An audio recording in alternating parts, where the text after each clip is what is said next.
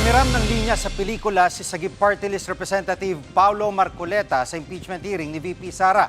Yun nga lang, nagkamali. Sabi niya, payag siyang buksan ang tax records ng bise kung may acceptable reason. Tulad daw ng sinabi ng karakter na si Popoy sa pelikulang One More Chance. Pero maling karakter at pelikulang tinutukoy ni Marcoleta. Agad naman siyang tinama ni Akbayan Party List Representative Percy Sendanya. At sinabi rin po ni Popoy sa pelikula, I deserve an explanation.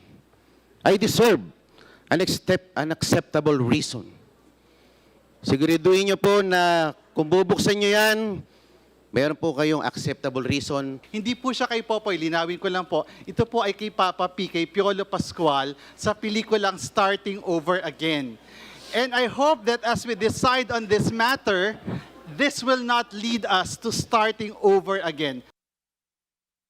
Mga kapatid, Jig Manikad po, pagdating sa mahalagang balita sa loob at labas ng bansa, dapat una sa lahat, mag-follow at mag-subscribe na sa social media pages ng News 5.